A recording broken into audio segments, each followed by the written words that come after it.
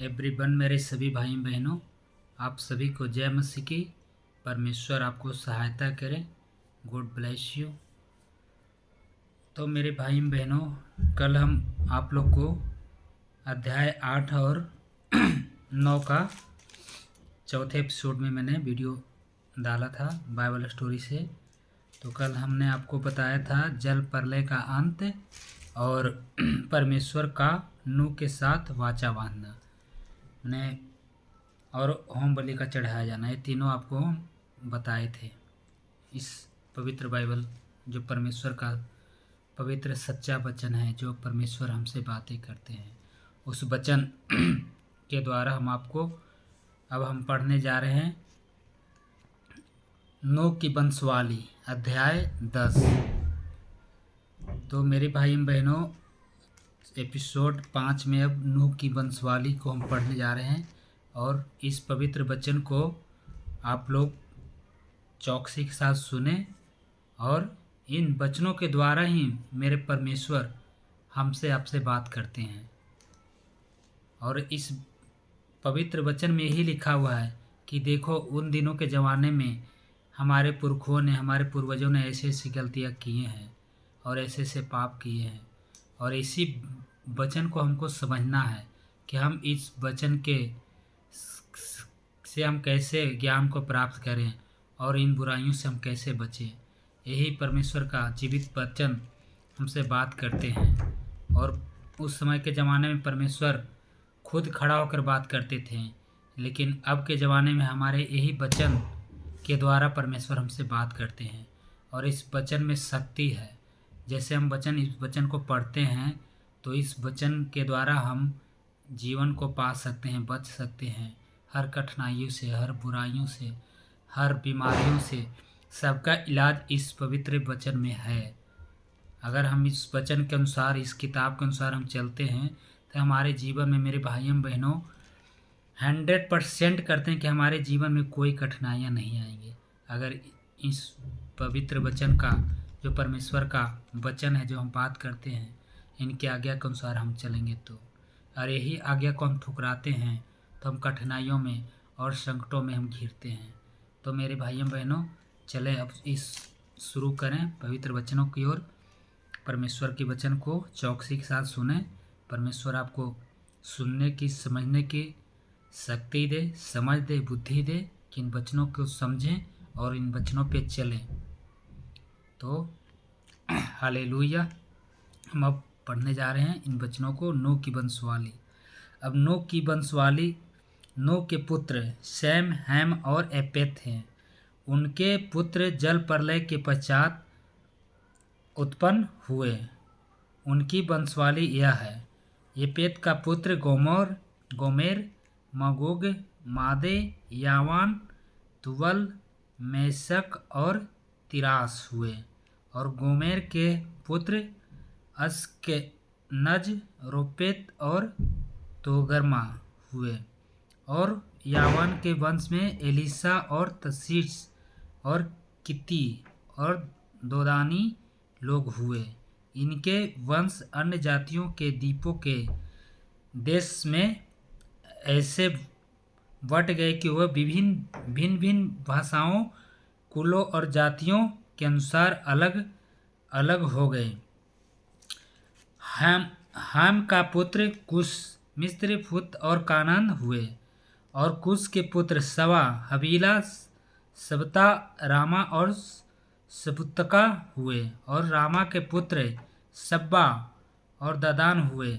कुश के वंश में निर्मोद भी हुआ। पृथ्वी पर पहला वीर वही हुआ। वह यहोवा की दृष्टि में पराक्रमी, शिकार खेलने वाला ठहरा। इससे यह कहावत चली है कि निर्मोद के समान यहोवा की दृष्टि में पराक्रमी, शिकार खेलने वाला। उसके राज का आरंभ शिनार देश में बेबीलोन, एरोख, अक्सद और कलेन से हुआ। उस देश से वह निकलकर अश्शूर को गया और 99 रहीबोतर और कला के बीच जो रोशेन हैं उसे भी बसाया। बड़ा नगर वही है मिस्र के वंश में लुदी, अनामी, लहाबी, नुतिही और प्रत्सिसी, कसुली और कश्तरी लोग हुए। कसुलियों में से तो फिलिस्ती लोग निकले। कानान के वंश में उसका जेठा पुत्र सीदोन, तब हित, यबूसी, एमोरी, गिर्वस, हिब्बी, अक्री, सीनी, आवर्दी, सामरी और हमाती लोग भी हुए। फिर कनानियों के कुल भी फैल गए और कनानियों की सीमा सीदोन से लेकर गरार के मार्ग से होकर अज्जा तक और फिर सदोम और अमोरा और अदमा और सोबियम के मार्ग से होकर लासा तक हुआ। हाम के वंश में यही हुए और वे भिन्न भिन्न कुलों, भाषाओं, देशों और जातियों के अनुसार अलग अलग हो गए। सेम जो सब एर वंशवासियों का मूल पुरुष हुआ और जो एपेत का ज्येष्ठ भाई था, उसके भी पुत्र उत्पन्न हुए। सेम के पुत्र एलाम, अश्शूर, अपरसित, लूद और अराम हुए। अराम के पुत्र उस, हुल, गेतोर और मत्स्य हुए। और अप्रच्छद ने शिलह को और शिलाद ने एबेर को जन्म दिया और एबेर के 2 पुत्र उत्पन्न हुए। एक का नाम पेलेग इससे कारण रखा गया कि उसके दिनों में पृथ्वी बट गई, और उसके भाई का नाम योक्तान था। और योक्तान ने अलमोदाद, स्लोप, हमरिशमेवेत, येरह, येदोरवाम, उजाल, दिक्ला, ओवाल, अबीमयल, शब्बा और ओपीर, हवीला और याबाब की जन्म दिया। ये ही सब यकत के पुत्र हुए। इनके रहने का स्थान मेसा से लेकर सपारत, जो पूर्व में एक पहाड़, उसके मार्ग तक हुआ। शैम के पुत्र यही हुए और यही भिन्न भिन्न कुलों और भाषाओं, देशों और जातियों के अनुसार अलग अलग दी गई। नूह के पुत्रों को घराने यही हैं और उनकी जातियों के अनुसार उनकी वंशवालियाँ यही हैं। और जल प्रलय के पश्चात पृथ्वी भर की जातियाँ इन्हीं में से होकर बट गई। मनुष्य की भाषा में गड़बड़ी पड़ने का वर्णन। अब देखिए यहाँ पे मनुष्य की भाषा में गड़बड़ी कैसे हुआ, उसका वर्णन दिया हुआ है अध्याय 11 में। सारी पृथ्वी पर एक ही भाषा और एक ही बोली थी। उस समय लोग पूर्व की ओर चलते शिनार देश में एक मैदान पाकर उसमें बस गए। तब वे आपस में कहने लगे कि आओ हम ईंटें बना के भली भांति आग में पकाएं, और उन्हें पत्थर के स्थान पर ईंट से और चूने के स्थान पर मिट्टी के गहरे से काम लिया। फिर उन्होंने कहा, आओ हम एक नगर और एक गुम्मट बना लें, जिनकी चोटी आकाश से बातें करें। इस प्रकार से हम अपना नाम करें। ऐसा न हो कि हमको सारी पृथ्वी पर फैलना पड़े। जब लोग नगर और गुम्मट बनाने लगे, तब उन्हें देखने के लिए यहोवा उतर आया। और यहोवा ने कहा, मैं क्या देखता हूँ कि सब एक ही दल के हैं और भाषा भी उन सबकी एक ही है। और उन्होंने ऐसा ही काम भी आरंभ किया, और अब भी कुछ वे करने का यत्न करेंगे। उसमें से कुछ भी उनके लिए अनहोना न होगा। इसलिए आओ हम उतर के उनकी भाषा में गड़बड़ी डालें, कि वे एक दूसरे की बोली को न समझ सके। इस प्रकार यहोवा ने उनकी वहाँ से सारी पृथ्वी के ऊपर फैला दिया,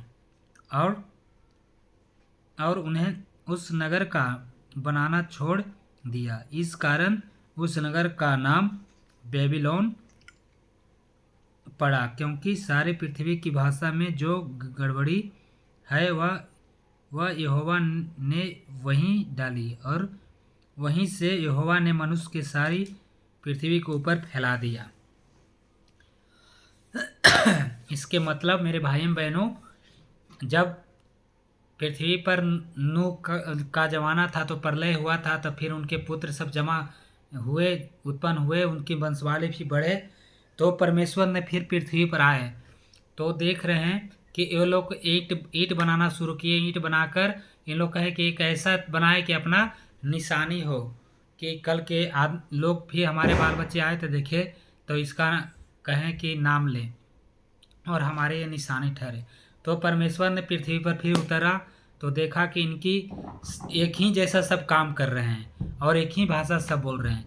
तो परमेश्वर ने क्या किया कि इनको वहाँ से उठाकर तितर बितर कर दिए हैं, अलग अलग जगह पर भेज कर दिए हैं और उनकी भाषा में गड़बड़ी कर दी, माने अन्य अन्य भाषा सबके अंदर डाल दिए हैं। जैसे आज के ज़माने में हमारे राज्य में कैसे है, एक ज़िले से दूसरे ज़िले में भाषा का परिवर्तन हो जाता है, राज्य के अंदर में भाषा का परिवर्तन हो रहे हैं। तो ये परमेश्वर का ही देन है कि हमारे भाषा में इस तरह से उत्पन्न हुए और अलग अलग काम सबको फिर बटे, फिर अलग अलग भाषा बोलना शुरू कर दिए, अलग अलग अपना काम करना शुरू कर दिए।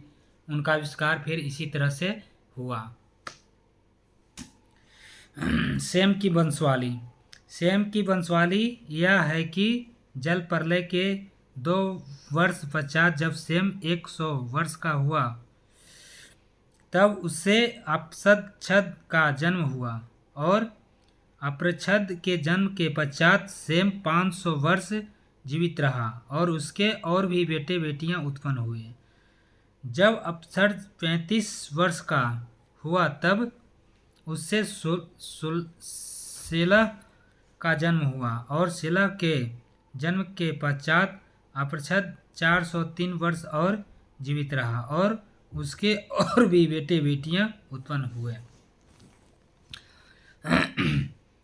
जब शेलह 30 वर्ष का हुआ तब उसके द्वारा एबेर का जन्म हुआ और एबेर का जन्म के पश्चात शेलह 403 वर्ष और जीवित रहा और उसके और भी बेटे बेटियां उत्पन्न हुए।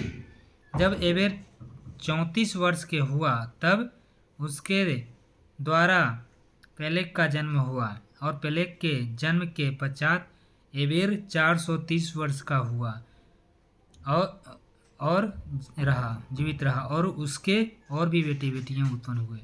जब पेलेग 30 वर्ष का हुआ तब उसके द्वारा रू का जन्म हुआ और रू के जन्म के पश्चात पेलेग 209 वर्ष का और जीवित रहा और उसके और भी बेटे बेटियां उत्पन्न हुई।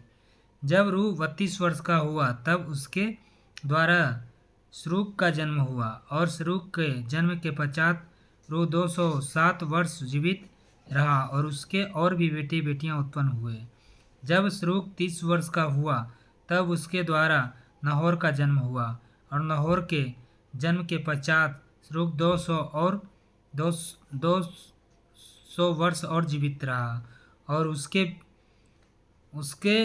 और भी बेटे बेटियां उत्पन्न हुए।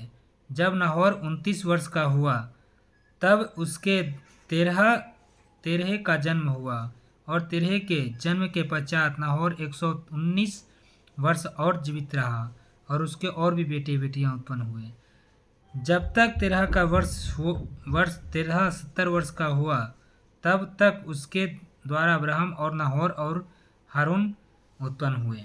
तेरह के वंशवाली यह है कि तेरह में अब्राहम, नाहोर और हारून का जन्म हुआ। हारान का जन्म हुआ और हारान से लूत का जन्म हुआ। हारान अपने पिता के सामने हो ही कसीदिया के उर नामक नगर में जो उसकी जन्मभूमि थी मर गया। अब्राहम और नाहोर दोनों ने विवाह किया। अब्राहम की पत्नी का नाम सारे और नाहोर की पत्नी का नाम मिल्का था। यह उस हारान की बेटी थी जो मिल्का और इसका दोनों का पिता था।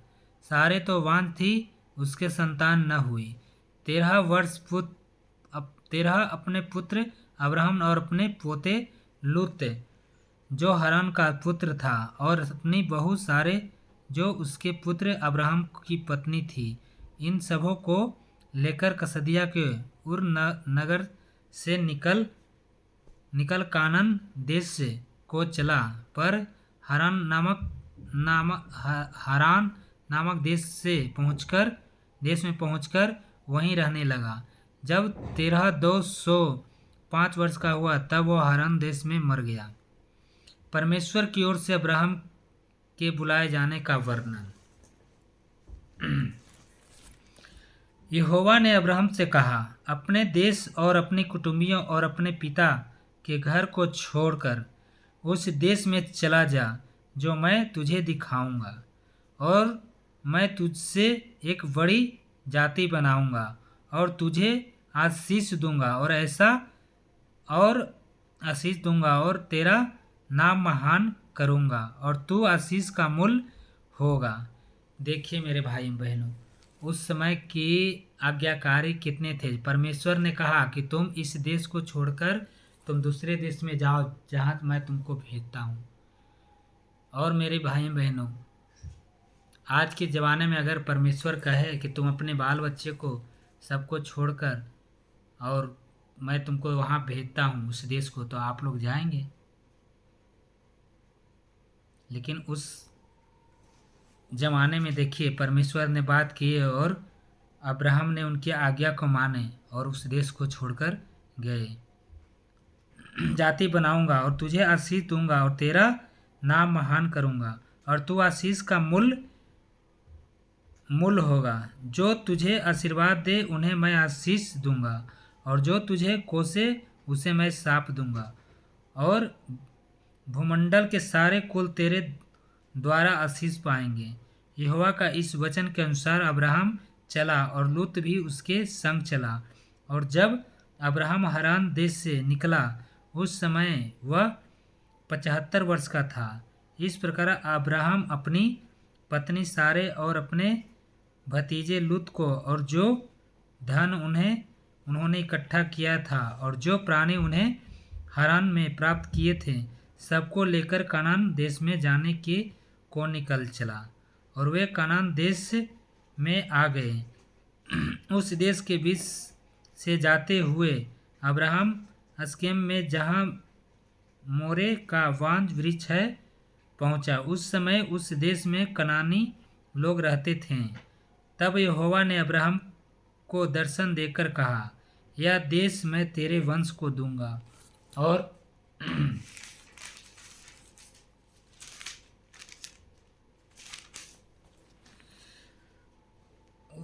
उसने वहाँ यहोवा के लिए जिसने उसे दर्शन दिया था एक वेदी बनाई।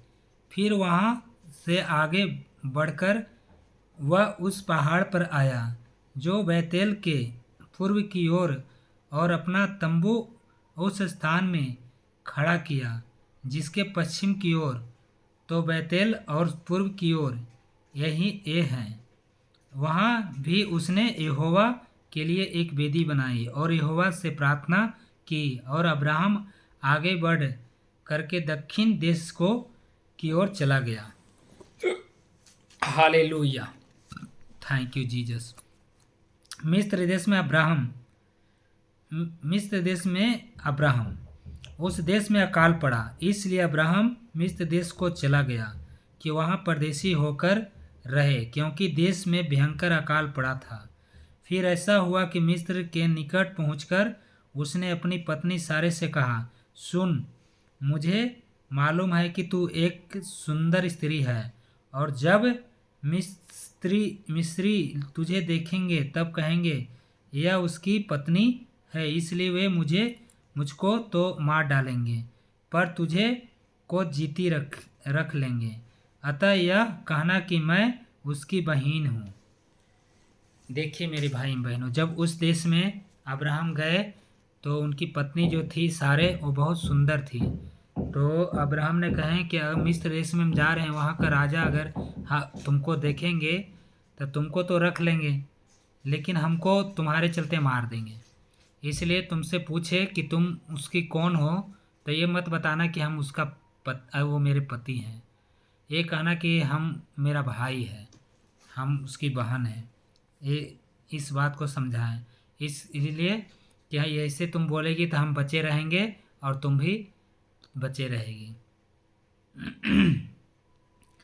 फिर देखिए परमेश्वर कैसे न्याय करते हैं और कैसे इनकी रक्षा करते हैं।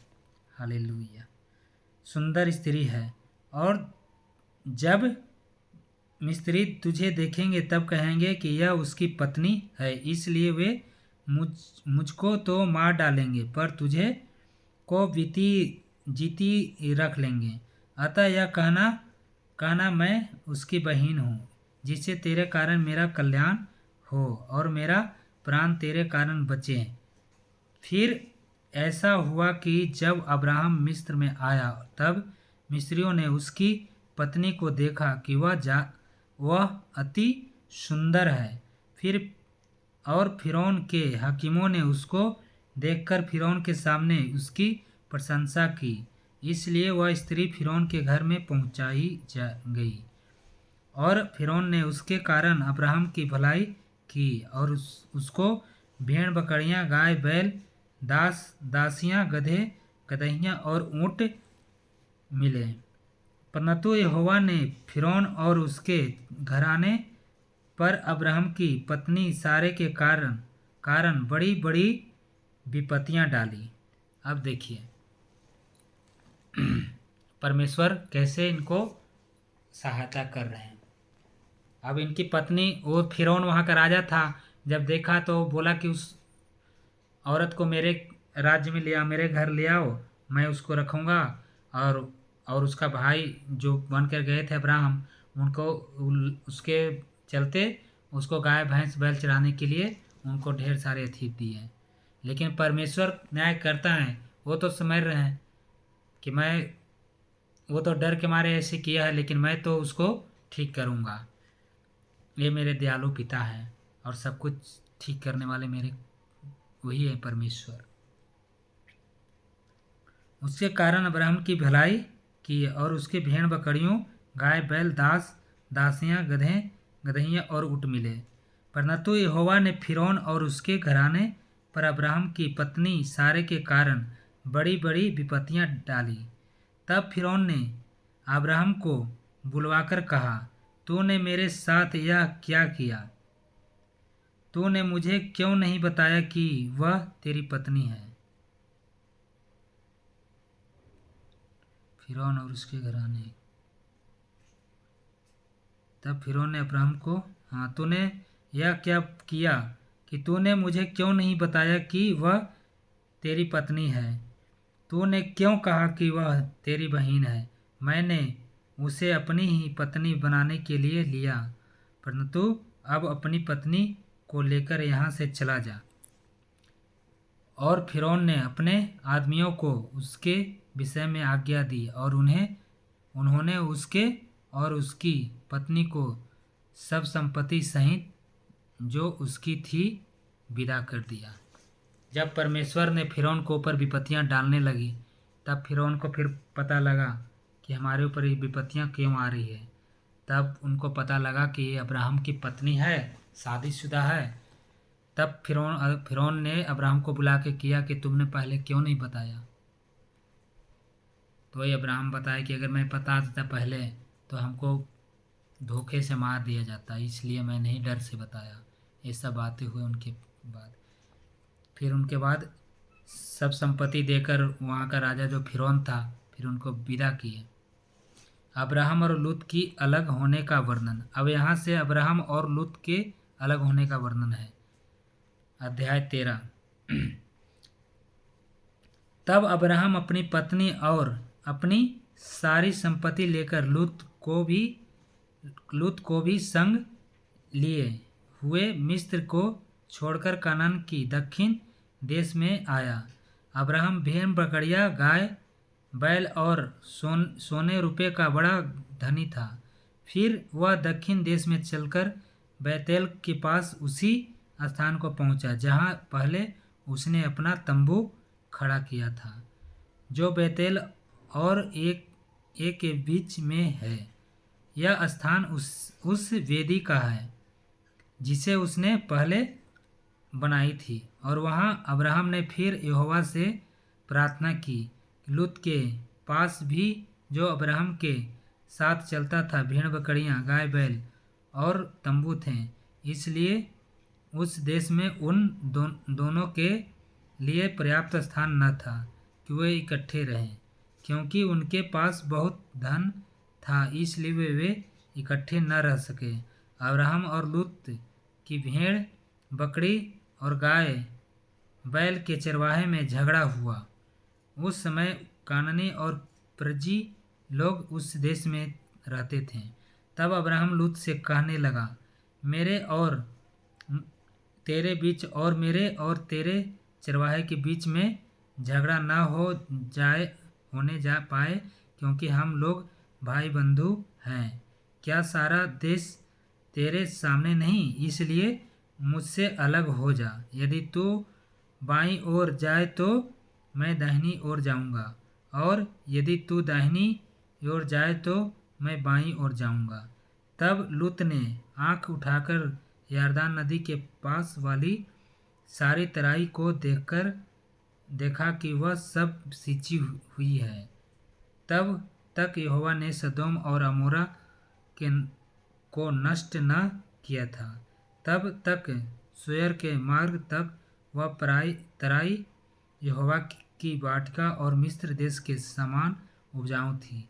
इसलिए लूत अपने लिए यरदान की सारी तराई को चुन के पूर्व की ओर चला, और वह एक दूसरे से अलग हो गए।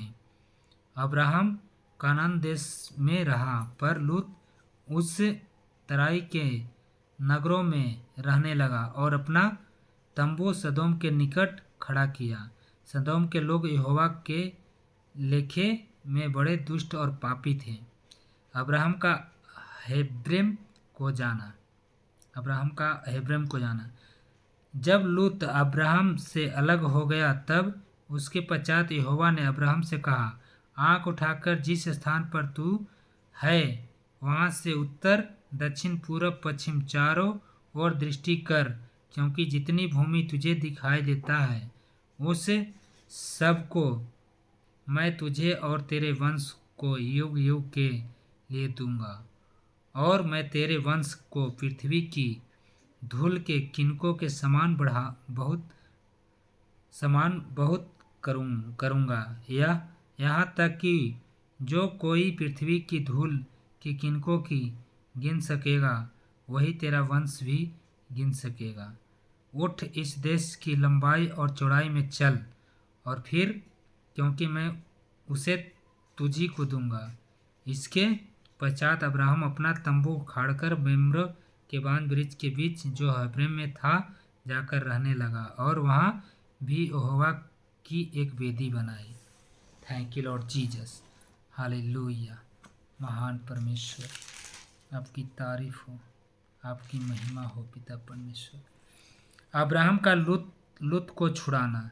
शिनार के राजा एम्रपाल और एलसौर के राजा आयोक और एलाम के राजा कादुल उमेर और गोयम के राजा तिदाल के दिनों में ऐसा हुआ कि उन्होंने सदोम के राजा बेरा और अमोरा के राजा विस्रा, अदम के राजा शिनाब और शोबियम के राजा शेमोर और वेला जो सोयर भी कहलाता है, इन राजाओं के विरुद्ध युद्ध किया।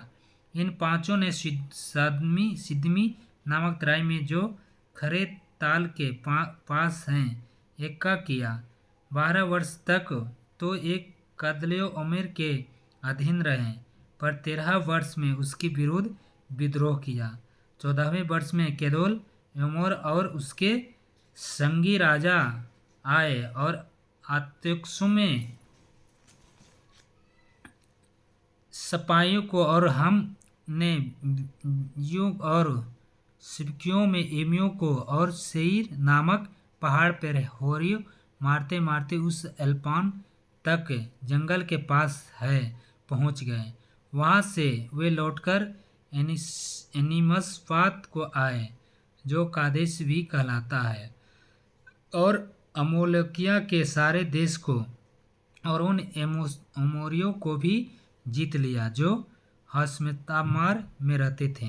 तब सदीम हमेशा अदमा सोबियम और वेला जो सोयर भी कहलाता है इनके राजा निकले और सिद्दीम नामक तराई में उनके साथ युद्ध के लिए पाती बांधी, अर्थात एलाम के राजा करदयाम, गोयम के राजा तिदाल, सिनार के राजा अमरपाल और एवसार का राजा आयोर के इन चारों के विरुद्ध उन पांचों ने पाती बांधी सिद्दीम नामक तराई में, जहाँ लसर मिट्टी के गड्ढे ही गड्ढे थे।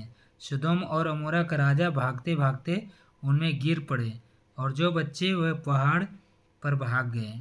तब वो सदोम और अमोरा के सारे धन और भोजन वस्तुओं को लूट लाट कर चले गए और अब्राहम का भतीजा लूत जो सदोम में रहता था उसको भी धन समेत वे लेकर चले गए। तब एक जन को भागकर बच निकला था जो था उसने जाकर इब्री अब्राहम को समाचार दिया। अब्राहम तो मेम्रे को इस्कोल और अमेर का भाई था, उसके बान ब्रिज के बीच में रहता था और ये लोग अब्राहम के संग वाचा बांधे हुए थे कि यह सुनकर कि उसका भतीजा बंदी बना लिया गया है। तो अब्राहम ने अपने 318 शिक्षित युद्ध कौशल में निपुण दासों को लेकर जो उसके कुटुंब में उत्पन्न हुए थे अस्त्र शस्त्र धारण करके दान तक उनका पीछा किया और अपने दासों के अलग अलग दल बांधकर रात की उन पर चढ़ाई करके उनको मार लिया और होवा तक दमिश्क के उत्तर की ओर उनका पीछा किया और वह सारे धन को और अपने भतीजे लूत को उसके धन को और स्त्रियों को और सब बंदियों को लौटा ले आया। मलिकसिदिक का अब्राहम को आशीष देना। जब वह करदोय ओमर और उसके साथी राजाओं के जीतकर लौटा आता था तब सदोम का राजा सबे का नामक तराई में जो राजा की तराई भी कहलाती है उसमें भेंट करने के लिए आया। तब सलेम को राजा मलिकिसिदिक जो परम प्रधान ईश्वर का याजक था रोटी और दाख मधु ले आया और उसने अब्राहम को यह आशीर्वाद दिया कि परम प्रधान ईश्वर की ओर से जो आकाश और पृथ्वी का अधिकारी है तो धन हो और धन है परम प्रधान ईश्वर जिसने तेरे द्रोहियों को तेरे वश में कर दिया। तब अब्राहम ने उसकी सब वस्तुओं का दशमांश दिया। तब सदोम के राजा ने अब्राहम से कहा, प्राणियों को तो मुझे दे और धन को अपने पास रख। अब्राहम ने सदोम के राजा से कहा, परम प्रधान ईश्वर यहोवा जो आकाश और पृथ्वी का अधिकारी है उसकी मैं यह शपथ खाता हूँ कि जो कुछ तेरा है उसमें से न तो मैं एक सूत और न एक जूती के बंधन न कोई और वस्तु लूँगा कि तू ऐसा न करने पाए कि अब्राहम मेरे ही कारण धनी हुआ। पर जो कुछ इन जवानों ने खा लिया और उनका भाग जो मेरे साथ गए थे अर्थात अनेर एस्कोल और मेम्रे में नहीं लौटाऊंगा और वे अपना भाग रख ले। हालेलुया, धन्यवाद यीशु। तो मेरे भाइयों बहनों, आप लोग को मैंने अध्याय 10 से लेकर 15 तक आज मैंने आपको सुनाया। ये सब वंशवाली हैं, इनकी नूह की वंशवाली हैं, अब्राहम की वंशवाली हैं, यहाँ तक हुए उनके। मैं फिर आप लोग को इसके आगे बताऊंगा। कल मैं 15 अध्याय से आप लोग को बताऊंगा कि अब्राहम के साथ यहोवा के वाचा बांधने का वर्णन कल मैं 5वें एपिसोड में आकर बताऊंगा। तो मेरे भाइयों बहनों, इस तरह से हमारे परमेश्वर ने सृष्टि को बनाया और इस तरह से पृथ्वी को ब्लेस किए और देखिए किस तरह से इनके वंशवाली बढ़ रहे हैं। और आज देखिए, आज इन्हीं का वंशवाली है जो कहें कि धूल की किनकों के समान बढ़ाऊंगा। वही देखिए, आज इतनी जनसंख्या बढ़ गए हैं पृथ्वी पे, इतनी बढ़ गए हैं कि हम गिन नहीं सकते हैं। हालेलुया। धन्यवाद यीशु, धन्यवाद मेरे परमेश्वर, की तारीफ हो स्वर्गीय पिता। धन्यवाद यीशु। और मेरे भाई बहनों, आप लोग इस पवित्र वचन को जरूर पढ़ें और समझें। इस वचन में बहुत ताकत है। जब आप इस वचन को पढ़ेंगे, समझेंगे, तो मेरे भाई बहनों, इस वचन में बहुत ताकत है और हर मुसीबत से, हर तूफानों से आपको बचाएंगे। आपका इसी के साथ मैं इस वचन को मैं कल फिर मैं लेके आऊँगा आप लोग के सामने। God bless you. परमेश्वर सबको सहायता करें, समझ और बुद्धि का ज्ञान दें और परमेश्वर को वचनों को समझें। इन वचनों में ही हमारी जीवन है और जीवन का जल ये परमेश्वर है। आज मेरे सामने परमेश्वर नहीं है, लेकिन उनका ये जीवित वचन जो है वो परमेश्वर ही है। मैं अगर परमेश्वर को मानकर इन वचनों को हम पढ़ते हैं कि परमेश्वर हमसे बात करते हैं, तो मेरे भाइयों बहनों, आप के आँखों के सामने परमेश्वर खुद प्रकट नज़र आएंगे कि परमेश्वर हमारे सामने बात कर रहे हैं, हमारे हृदय से बात कर रहे हैं, हमसे बात कर रहे हैं। ऐसा महसूस होता है। Thank you Jesus, hallelujah. Thank you Jesus. परमेश्वर सबको ब्लेस करें, रक्षा करें और समझ और बुद्धि ज्ञान दे कि इन वचनों को समझें, इन वचनों पर चलें और हर शैतान की युक्तियों से बचे रहें। हालेलुया, आमीन। Thank you Jesus. Good night, good bless you. आप लोग को जय मसीह की। फिर हम कल मिलेंगे अगले एपिसोड के साथ। अब तक के लिए